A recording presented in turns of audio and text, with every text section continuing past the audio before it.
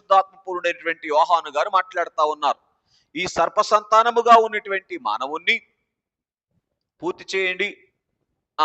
మరలా దేవుడు ఏం చేశారంటే కొనుక్కున్నటువంటి వారుగా ఉన్నారు. ఎలాగునా?